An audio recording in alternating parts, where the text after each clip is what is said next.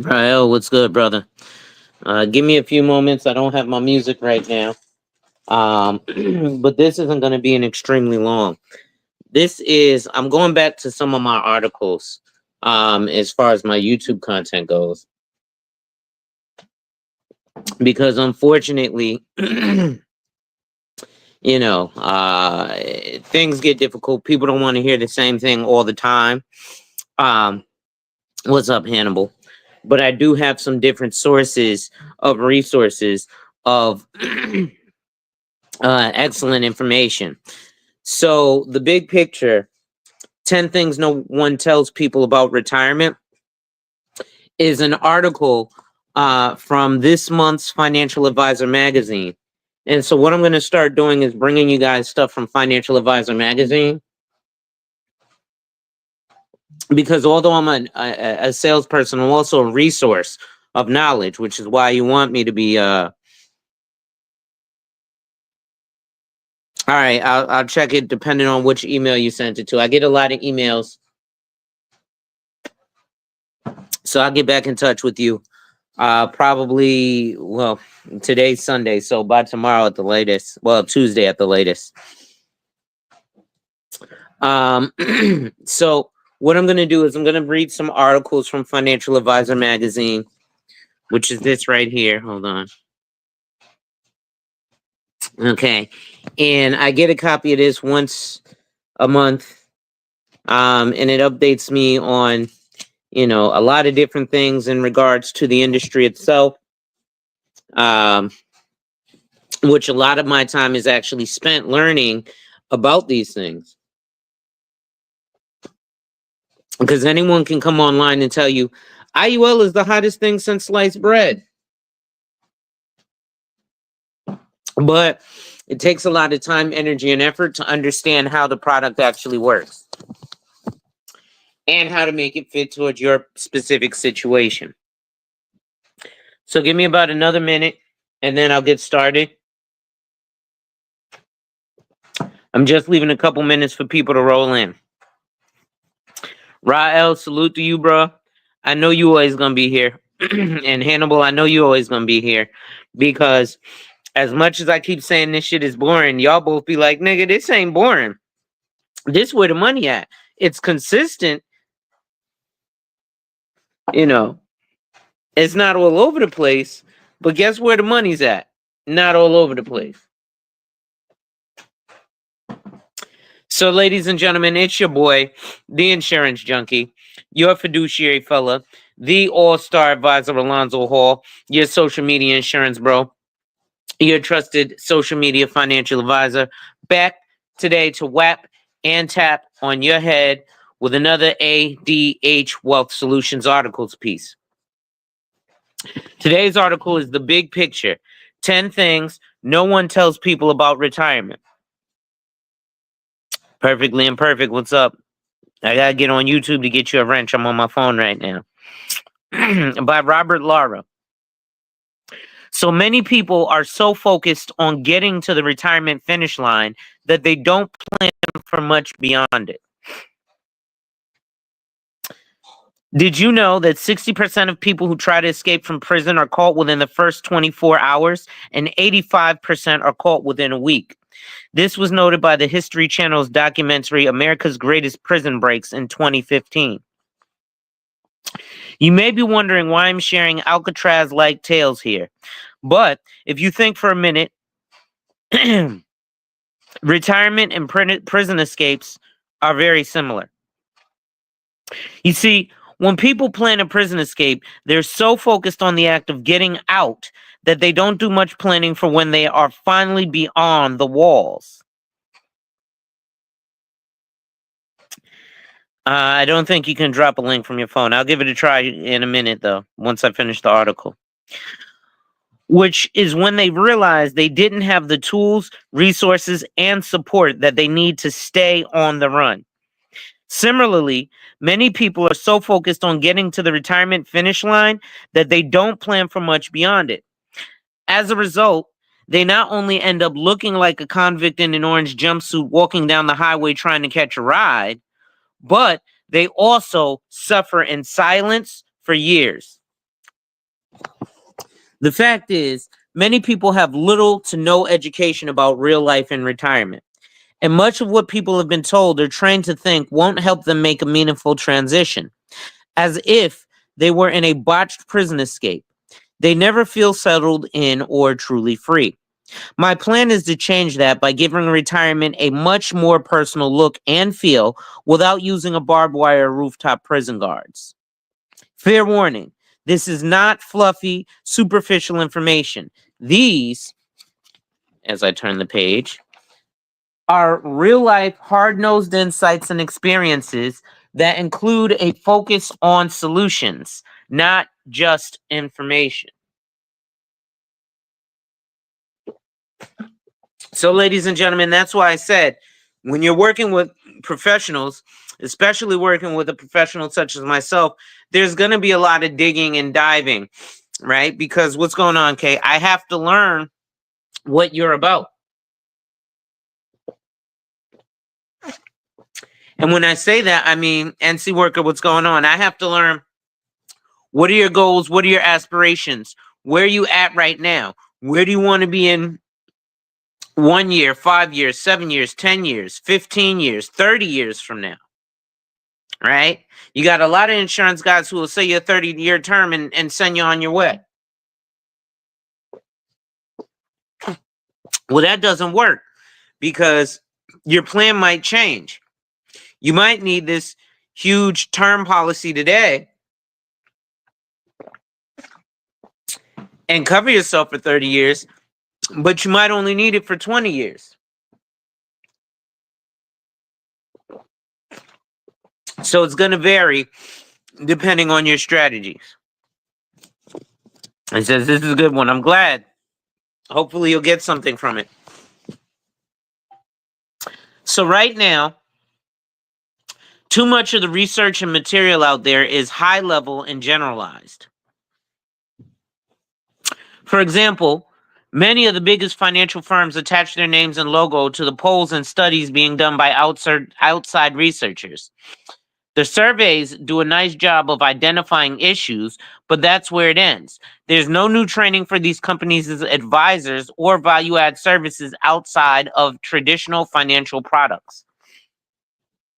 So that's when your CFP tells you buy term, invest the rest, go into an ETF and a high yield savings account. And it sounds nice until you realize going into a high yield savings account, I need a minimum of about $50,000. I did a video on my TikTok showing that if you wanted to get $100 a month of a dividend from Coca-Cola, which is paying a 2.59% dividend, you would need to have $50,000 invested in order to get $1,200 a year from Coca-Cola in dividends. And that's if they pay monthly, not quarterly.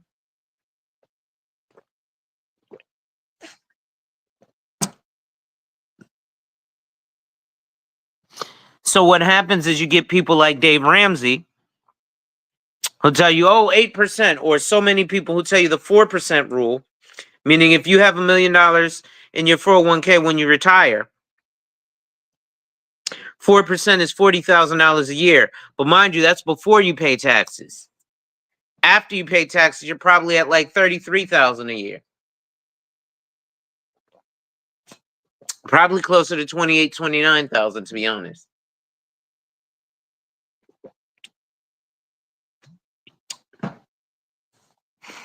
It says I'll pass on that Coca-Cola investment. Coca-Cola is not bad. It's a blue chip, but you want to know if you're investing in Coke or Coke Bottling Company. So they use the material to imply they care about more than your money. But if you go to their websites, you'll find out only what they want you to know about the financial products and services that they sell. At some point, people are going to want advisors to talk about more than money. Their issues won't be resolved with more talk about annuities and mutual funds. To help facilitate change and reshape the narrative, we need to disrupt people's thought patterns and get them off autopilot. I'll give you a prime example. The other day, after I dropped my wife off to work, I went to Walgreens. I saw a young kid I knew. He was like, hey, how you doing? Excuse me. But I also ran into a high school friend. And he was like, "Hey, you still doing the insurance thing?" And I was like, "Yeah, I'm still in my career of selling insurance." "Oh man, I need that IUL in the trust fund." "I don't know that you need an IUL in the trust fund. You might not need that. Don't get me wrong, the IUL is my favorite product. But just because you've seen everybody doing a song and dance about the IUL online does not mean that that's what's good for you." So what happens is, and this is why I always stress, you need to do a discovery session, because you might be like, "Well, you know, I heard you, Alonzo, say the IUL is so great for this, that, and the third." It can be, but that might not be your situation, right? You also there's so many variables to these things that unfortunately online we can only give blanket advice. Let's continue. So, to help facilitate things and reshape the narrative, we need to disrupt people's thought patterns and get them off autopilot. We need a little shock and awe, a ripping off of the proverbial band aid to allow for new thoughts, ideas, and direction to form, which is exactly what you're going to get here with my list. The top 10 things no one tells you about retirement. These are little nuggets of knowledge, sound bites, and gems I have uncovered as I've done my research, and I'm sharing these things to dramatically change everything you ever thought about retirement. Says universal life insurance. If people watching that one, so it's indexed universal life insurance, Hannibal. There's multiple universal life insurance as well. There's traditional universal life insurance, which is UL. There's indexed universal life insurance, which is IUL. Then there's variable universal life insurance, which is VUL. So it's very difficult because the products can all be confused, just like there's a multitude of whole life insurance. So, without further ado, here they are. One, retirement is empty. That's right, there's nothing there. Retirement is a made up, manufactured phase of life that doesn't hold or contain anything. That means it's up to retirees to fill it up with things that they value, want to do, and are important to them. So, in my CRC, certified retirement, I'm going in and out of the article. This is me here. In the CRC, certified retirement counselor exam, which I'm studying to get my CRC designation as well. They in your CFP, I'm sure they teach you this as well. So there's 3 stages to retirement. There's the go-go, the slow-go, and the no-go. The go-go is like when you graduate high school and you don't have to go back to school, so now you're free and you're like, "Oh man, I'm gonna go do this, and I'm gonna go do that, and I'm gonna go do this." Well, unfortunately, most people don't have enough in their retirement account to actually experience the go-go phase. The slow-go phase is where you're a little bit older. You know, you went and bought the new Cadillac and took the trip to Cancun. You went scuba diving with sharks and all that stuff. And now you're ready to slow down a little bit. Maybe you just want to spoil your grandkids. That's also kind of how life insurance works, but we'll get to that later. And then you have your no-go phase where it's like, okay, I ain't going nowhere. I'm gonna be an old crotchety man watching Judge Judy every morning and The Price is Right. You're not trying to travel or anything like that. So those are the 3 stages of retirement. So research supports this. According to research from the Retirement Coaches Association, 76% of retirees have seen some struggle with the transition to retirement. 43% of retirees reported that adjusting to retirement was harder than they expected, and 45% said adjusting to it took longer than expected. The fact is, making the transition to retirement is not easy. Think about your athletes, guys, right? The average athlete's career is 4 to 7 years, depending on the sport, right? Yeah, you've got these newfangled players playing for 20 years like LeBron, 22 years like LeBron. Hold on, guys.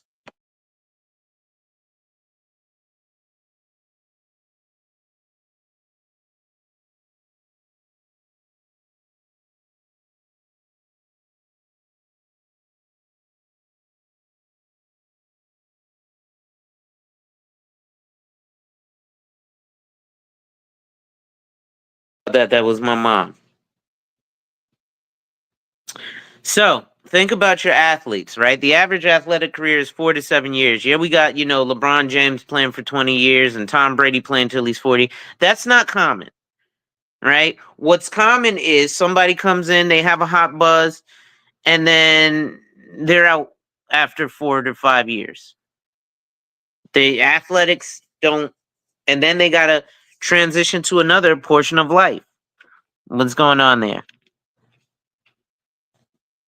So, two, beware the dark side. Your mental health should be a much higher priority to understand and manage than a stock market crash turning you into a homeless person. The Journal of Population Aging has reported that retired people are twice as likely to report feeling symptoms of depression than those who are still working. And the possibility of suffering from clinical depression goes up by about 40% after they retire.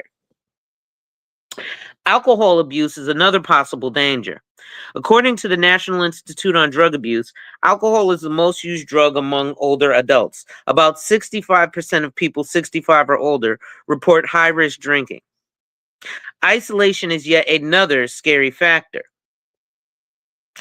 According to Pew Research, Americans 60 and older are alone for nearly half of their daily measured time, their waking hours, beyond those spent in activities.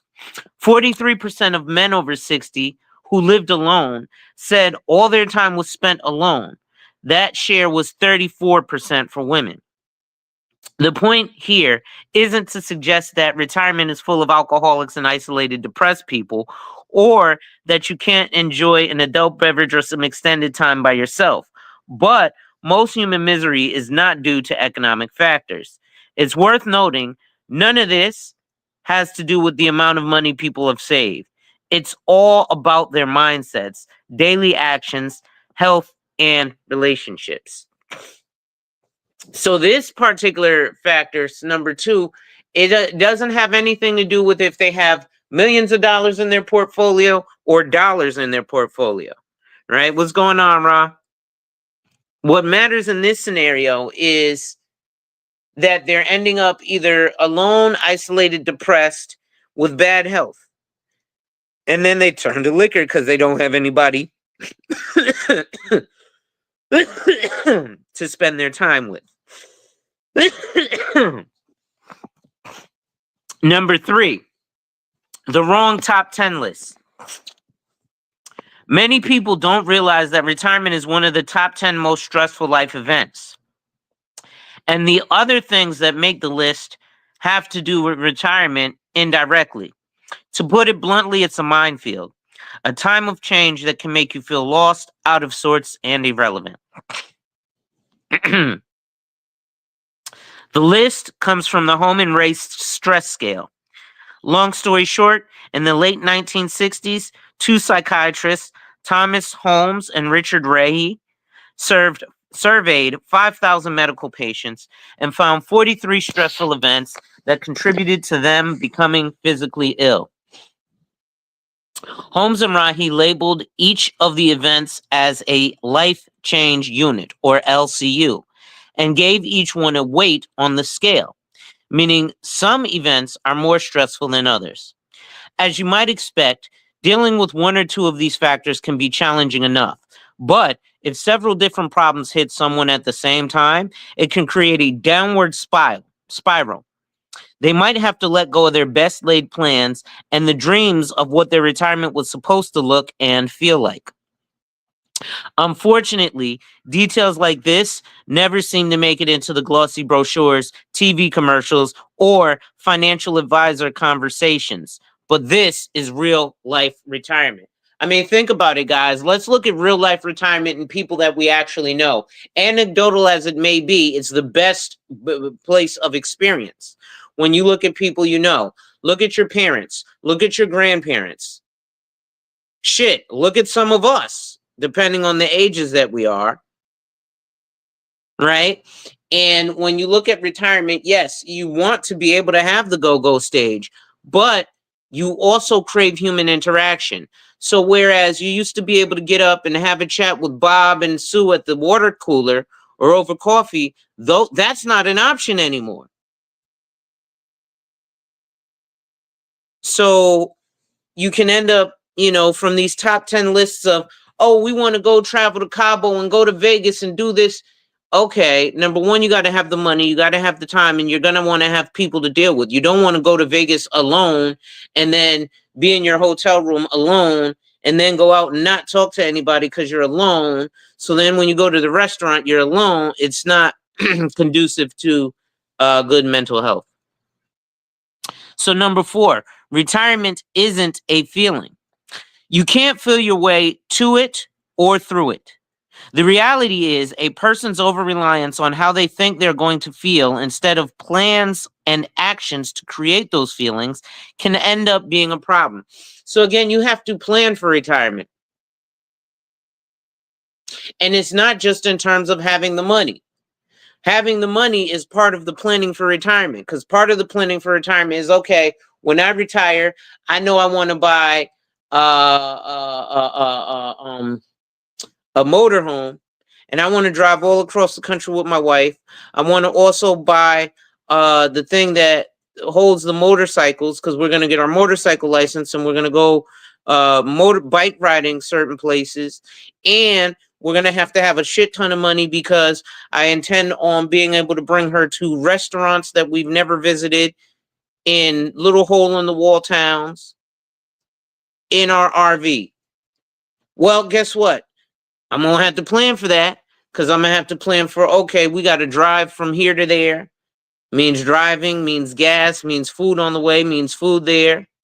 Means have to have money to buy an RV. Have to have money to maintain an RV in different states. Have to have money to stock up the RV with food instead of, stopping at restaurants willy-nilly. We'll eat the food that we buy and prepare. We've also got to realize that things like cell phone and internet bills are probably going to rise because we're going to be getting roaming charges from traveling all across the globe. Let's continue. Early on, we're trained to believe that retirement is a happy time of life that will automatically foster positive feelings because we finally achieved a goal that was set up for us 30 or 40 years before. But feelings can be fleeting and unreliable. They are often shallow and short term.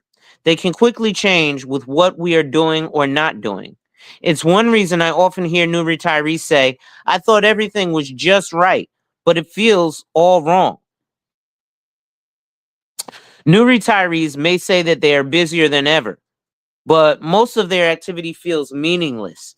They feel less connected because they aren't seeing family, friends, or former coworkers nearly as much as they thought.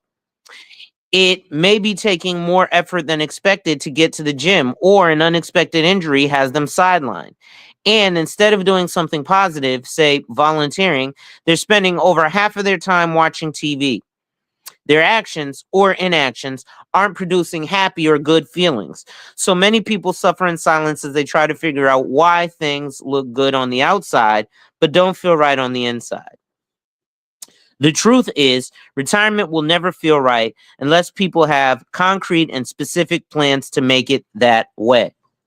So again, this has nothing to do with the money, but everything to do with the money, right? So you can't just go on these hopes where people are telling you to build these portfolios to what end, because they don't ask about your risk tolerance or your time horizon.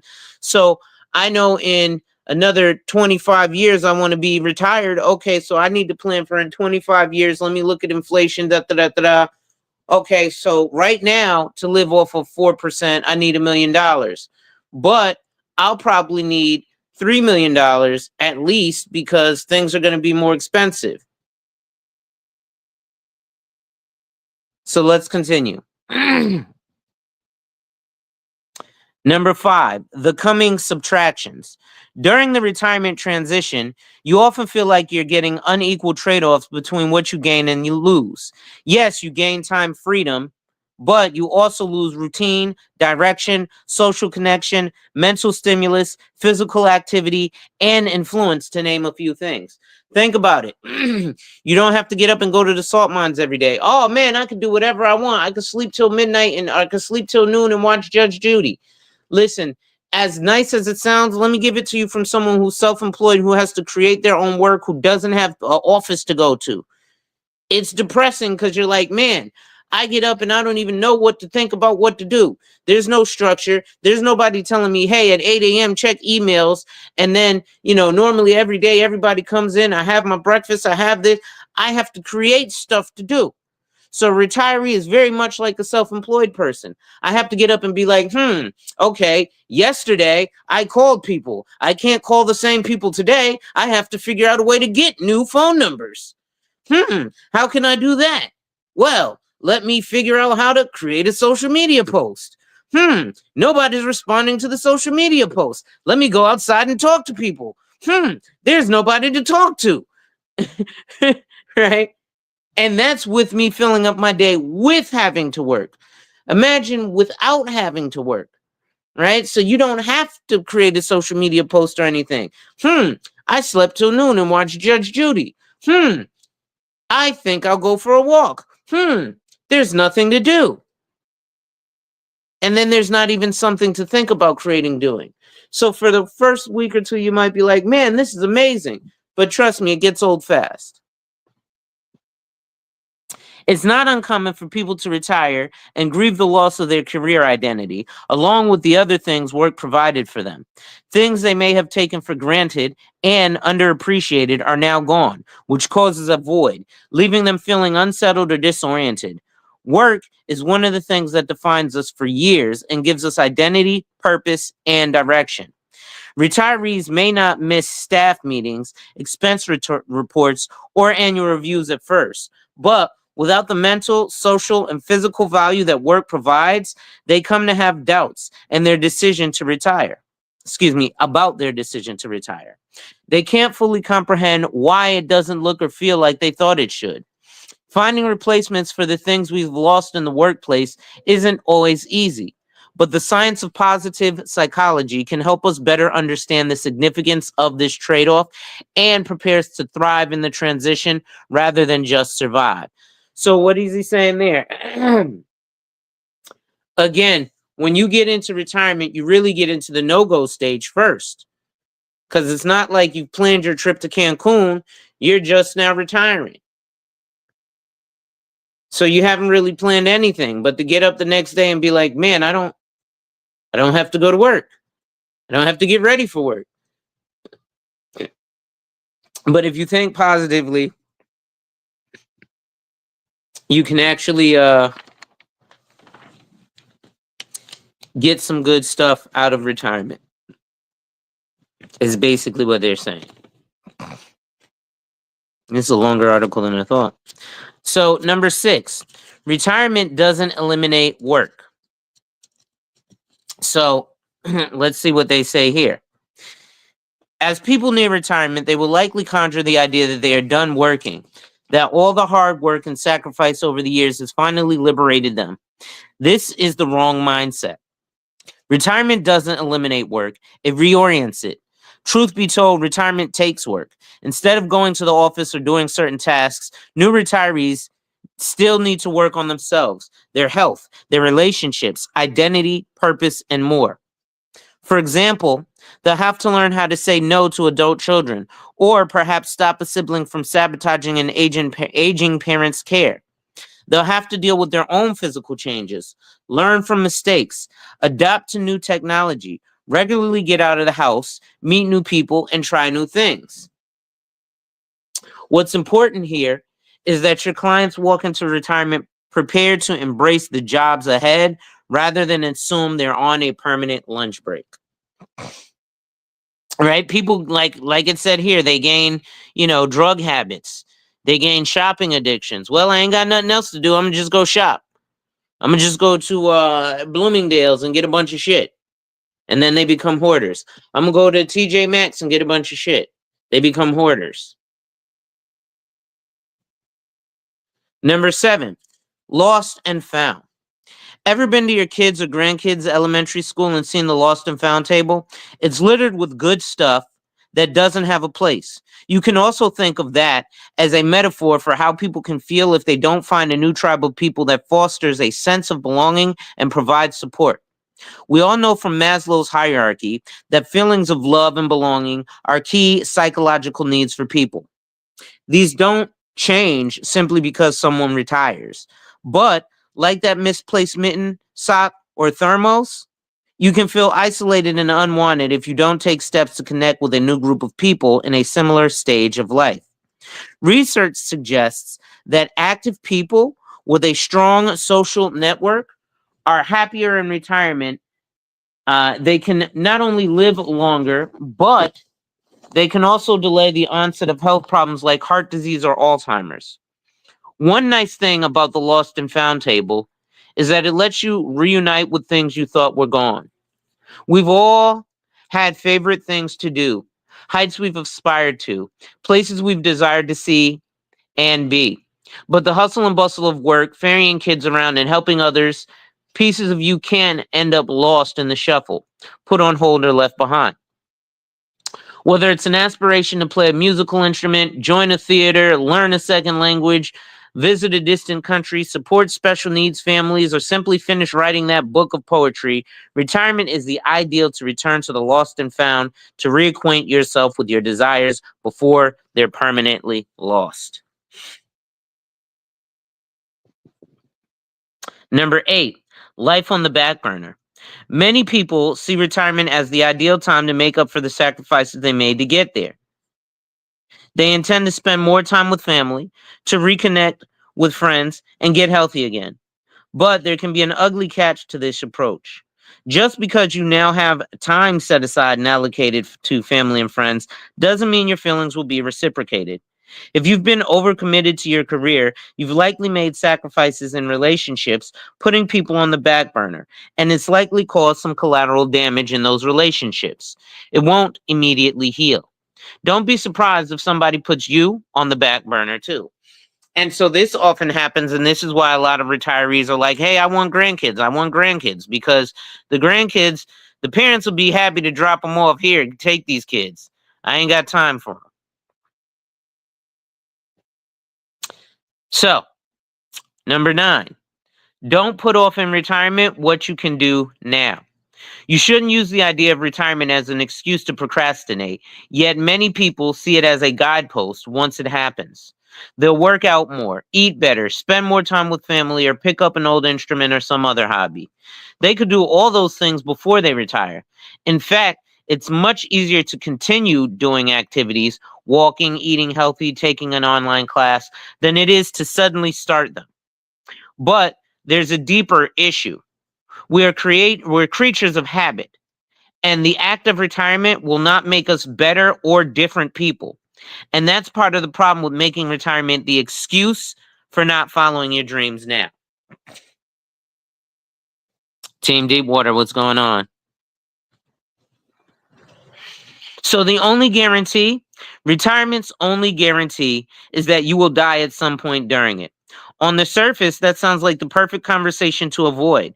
But instead, I want you to flip the script and use it as a motivating factor.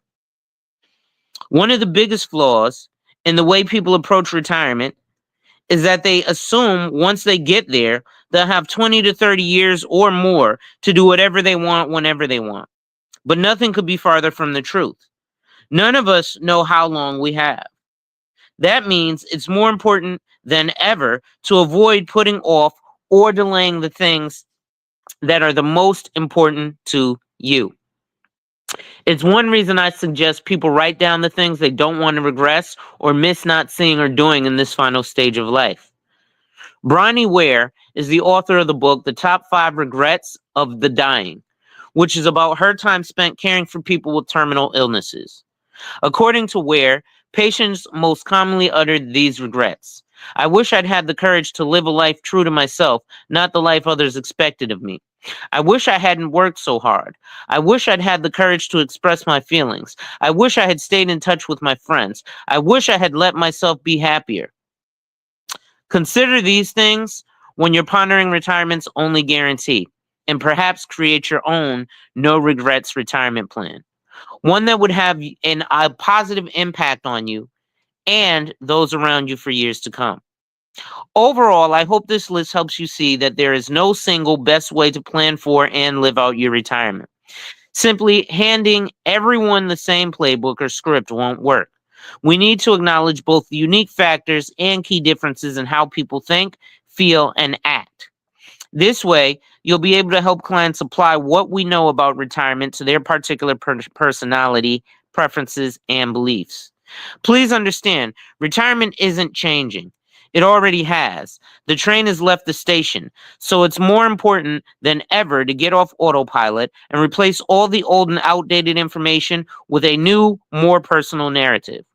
Retirement doesn't have to look or feel like a half-baked jailbreak. It can become it can be one of life's greatest adventures where you get to decide and direct what you want it to be like. And that's the end of the article. A little bit about Robert Laura. He's the president of Wealth and Wellness Group and founder of retirementproject.org. He's a 7-time best-selling author and founder of the Retirement Coaches Association. He can be reached at rl.robertlaura@gmail.com. The book Retirement Intelligence can be purchased on Amazon. So, ladies and gentlemen, that's just one article of many that are going to be from my Financial Advisor magazine, and I'm going to start reading some of them to you guys. But this is a different outlook, and that's why financial professionals like myself who are elite, we subscribe to different publications, because there are people who are in our field, and then there are people who aren't in our field, who study our field, who release information about our field, and then there's people who are no longer practicing, like Robert Laura.